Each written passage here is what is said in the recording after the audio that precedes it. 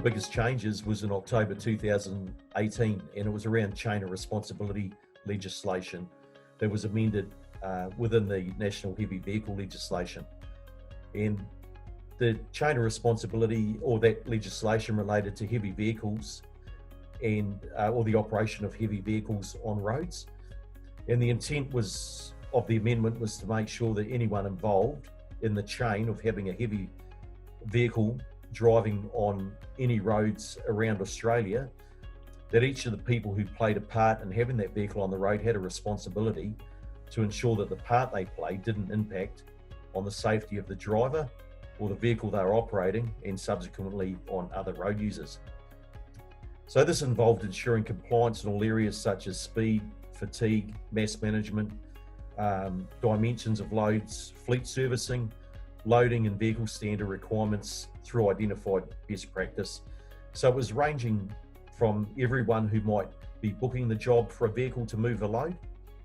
through to the person who was scheduling the driver to operate the truck, through to the mechanic who might be doing the servicing on the vehicle, and ultimately the driver who would be driving the vehicle to get the job done. And it was just about making sure that everyone who played a part in that role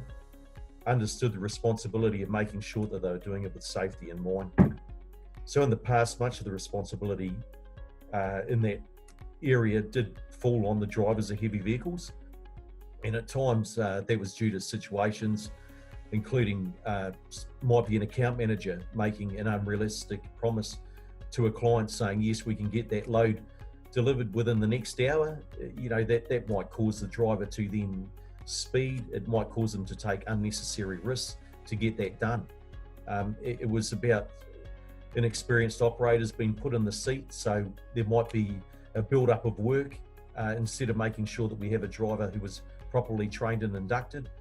It may have resulted in businesses just taking anyone with a license, so to speak, and throwing them in the chair without ensuring that they are competent to do the job.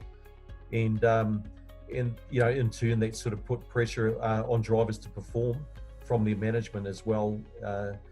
resulting in mass management issues, driving with loads over, drivers driving fatigued, you know, in not necessarily following the rules that they should be in terms of national heavy vehicle legislation to make sure that they are being safe on the road.